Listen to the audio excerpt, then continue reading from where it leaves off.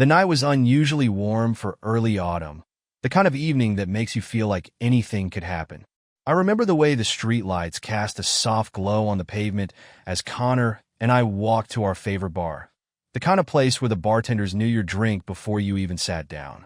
Connor, with his easy charm, was already in high spirits, his laughter echoing off the walls as we entered. We settled into our usual corner booth, the leather seats creaking under our weight. The air was thick with the scent of beer and the murmur of conversations, a comforting backdrop to our evening. As we sipped our drinks, the conversation flowed effortlessly. We talked about work, about life, about the future. But there was an undercurrent, a tension that I couldn't quite place. Maybe it was the whiskey, or perhaps it was the absence of Savannah's calming presence. But something felt different. Connor leaned in closer, his voice dropping to a conspiratorial whisper. You know, Stephen, I've always admired how you and Savannah have this perfect life. But have you ever wondered what else is out there? What you might be missing? His words struck a chord, resonating with the secret part of me I kept hidden, even from myself. I felt a flush of heat, not just from the alcohol, but from the sudden awareness of my own desires I had never fully acknowledged. The night deepened, and with each drink, the boundaries seemed to blur. Connor's hand found its way to my knee, a touch that was both unexpected and electrifying. I should have pulled away, but I didn't. Instead, I found myself leaning into his warmth, the thrill of the forbidden mingling with the comfort of familiarity. We left the bar, the cool night air a stark contrast to the heat inside. As we walked, our steps were less certain, our laughter louder. Connor's arm draped casually over my shoulder, a gesture that felt both brotherly and something more. We ended up at his place, a decision made in the haze of the night. The door closed behind us, and there was a moment, a heartbeat of silence, where everything could have gone back to normal. But it didn't. What happened next was a blur of passion and confusion, a dance of shadows and whispers. It was as if we were both playing roles in a play we didn't fully understand. The room spun, not just from the alcohol, but from the whirlwind of emotions, the breaking of boundaries, and the crossing of lines. When morning came, the light was harsh, unforgiving. I woke up with a pounding headache and a heart full of regret. Connor was already up, making coffee, his demeanor as if nothing had changed. But everything had changed. I slipped out, the weight of what we had done heavy on my shoulders.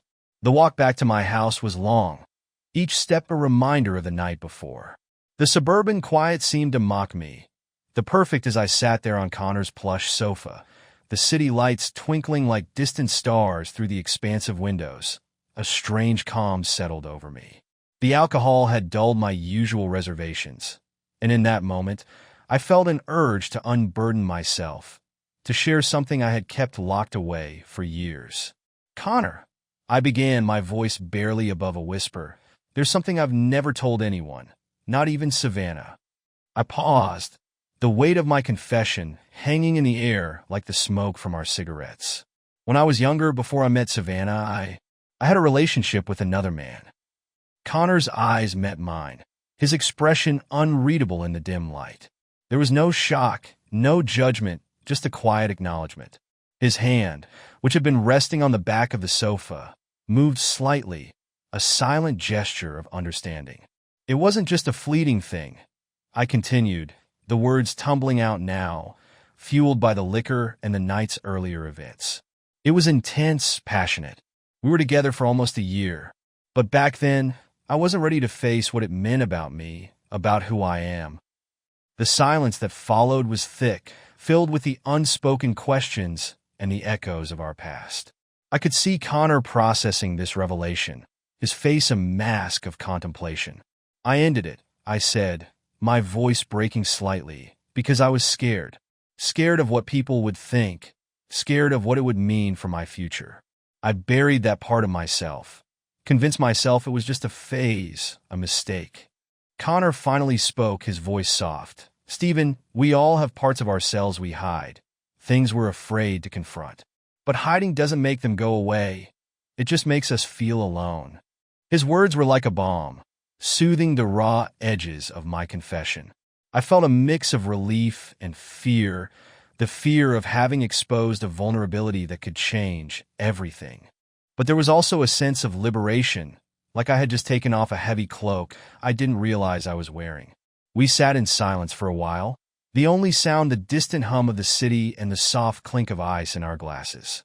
The night had taken us to unexpected places, both physically and emotionally. And as I looked at Connor, I realized that our friendship, our connection, had just deepened into something more complex, something that might challenge the very foundation of my life with Savannah. But for now, in the safety of the night, with the alcohol still warming my veins, I felt a strange peace. I had shared my secret, and the world hadn't ended. Instead, it felt like the beginning of something new, something I couldn't yet define. As the kiss deepened, I felt a surge of emotions, a mix of exhilaration and guilt. Connor's hands were now on my waist, pulling me closer, and I could feel the heat of his body through the fabric of our clothes. The room seemed to shrink, the world outside forgotten, as if we were the only two people left in existence. The kiss broke, and we both pulled back slightly, our breaths heavy and ragged. Connor's eyes searched mine, looking for something, perhaps permission or an answer to an unspoken question. I could see the conflict in his gaze, mirroring my own inner turmoil. "Stephen," he whispered, his voice thick with emotion, "we don't have to do anything you're not ready for." His words were a lifeline, a moment to pause and reflect. Yet, the desire was palpable, a tangible force between us.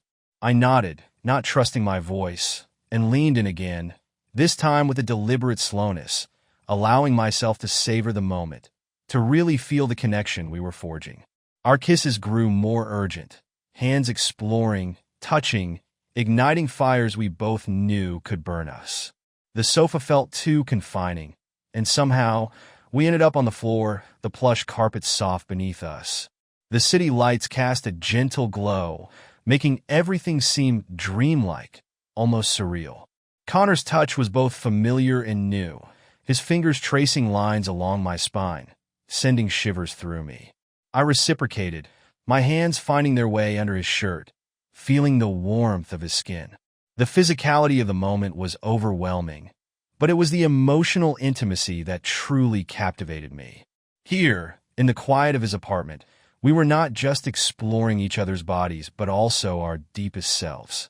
Time seemed to stretch and compress simultaneously. Every touch, every breath was an exploration, a discovery. Yet, as the night wore on, reality began to seep back in. The implications of what we were doing loomed large, casting shadows over our shared warmth. Eventually, we lay side by side, our breathing slowly returning to normal. Connor turned to look at me, his eyes reflecting a mix of contentment and concern. "Are you okay?" he asked, his voice gentle. I nodded, though my mind was racing. "I am," I managed to say, "but I need to think, Connor. This changes everything." He reached out, his hand finding mine, squeezing it reassuringly. "I know," he said, "and whatever you decide, I'm here." The weight of his words settled over me, a promise of support, but also a reminder of the complexity of our situation. We lay there, not speaking, just existing in the aftermath of our shared intimacy. The silence was comforting, a space where words were unnecessary, where our presence was enough. As dawn began to paint the sky with hues of pink and orange, I knew I had to leave. The magic of the night couldn't shield us from the daylight, from the life I had built with Savannah. I dressed quietly, Connor watching me with an unreadable expression. "I'll call you," I said, the promise hanging between us like a delicate thread. He nodded, and I left, stepping out into the morning light, feeling both lighter and heavier than when I had arrived. The walk home was reflective, each step echoing with the night's revelations and the uncertain path ahead. But one thing was clear. The bond with Connor had transformed, and with it, my understanding of myself. The morning after was a blur of emotions. I woke up in Connor's bed, the reality of what had happened slowly sinking in. Guilt, confusion, and a strange sense of liberation battled within me. Connor was already up, making coffee, acting as if nothing unusual had occurred. As I sat up, the sheets fell away, revealing the evidence of our night together. I felt a pang of regret, but also an undeniable thrill at the memory of our closeness. Connor handed me a mug of coffee, his eyes searching mine for any sign of regret or anger. "We need to talk," I said, my voice hoarse from the night's whispers and the weight of my confession. He nodded, sitting beside me on the edge of the bed. "I know," he replied, his voice calm, almost soothing. The conversation started awkwardly, with me fumbling over my words, trying to articulate the storm of feelings inside me. "Last night, it was unexpected," I managed to say, my gaze fixed on the steam rising from my coffee. Connor took a deep breath, his expression softening. "Stephen, what happened between us, it was real. But it doesn't have to change everything unless we let it. It was a moment of exploration, not betrayal." His words were meant to comfort, but they only added to my turmoil. I nodded, not trusting myself to speak further. We talked about boundaries, about Savannah, about the future. There was an openness between us now, a raw honesty that hadn't been there before. I left his apartment with a promise to meet later, but my mind was elsewhere. Savannah was due back that evening, and I had to face her, to look in her eyes with this secret weighing on my heart. The walk back to my house was long, each step heavy with the implications of the night. The suburban quiet seemed to mock me, the perfect lawns and tidy houses a stark contrast to the chaos within. I rehearsed what I might say, how I could possibly explain the inexplicable. When I got home, the house felt empty, echoing with the absence of Savannah. I wandered through the rooms, touching her things, feeling the ghost of her presence. The guilt was overwhelming, a physical weight pressing down on me. I knew I had to decide. Would I confess? Could I bear to see the hurt in her eyes, the betrayal? Or would I keep this secret, locked away like so many others? The doorbell rang, snapping me out of my reverie. Savannah was home. I opened the door, and there she was, her smile bright, her eyes full of love and trust. My heart ached as I pulled her into a hug, feeling the warmth of her body against mine, so different from the heat of last night. "How was your trip?" I asked, my voice steady despite the storm inside. "It was good," she replied, her voice light, "but I missed you." I missed her too, but now, every word felt like a lie. We moved through the evening with the usual routines, dinner, catching up, but every moment was laced with the unspoken truth. As we settled on the couch, her head on my shoulder, I knew I had to make a choice. The silence stretched, filled only by the soft hum of the TV. "Savannah," I started, my voice barely above a whisper, "there's something I need to tell you." She looked up, her eyes searching mine, sensing the gravity of what was coming. I did something last night." I continued, the words tasting like ash in my mouth. "Something I'm not proud of." Her expression changed, the light in her eyes dimming as she braced for impact. "I was with Connor," I confessed, watching her face for any sign of what she might be feeling. We crossed a line. The air between us thickened, charged with the weight of my words. Savannah's face was a mask of confusion, hurt, and something else I couldn't quite place. "Why?" she asked, her voice small, vulnerable. I took a deep breath, knowing that my next words could either break us or begin the healing. "Because I was lost, Savannah." Savannah's eyes locked onto mine, searching for the truth behind my words. Her expression shifted from confusion to a deep, palpable hurt. I could see the trust we had built over years beginning to fracture, like fine cracks spreading across a delicate vase. "I was lost," I repeated, my voice trembling. "I've been carrying this part of myself, this secret, for so long. And last night with Connor, it all came to the surface." She pulled away slightly, her warmth receding, leaving a cold space between us. "You've been hiding this from me?" Her voice was a mix of disbelief and pain. "Not hiding," I corrected, though the words felt hollow. "I buried it, Savannah. I thought I could leave it behind, but it's part of who I am. And last night, I didn't just betray you. I betrayed myself by not being honest with you from the start." The silence stretched, heavy with the weight of my confession. Savannah stood up, her movements slow, deliberate. She walked to the window, her back to me, staring out into the twilight.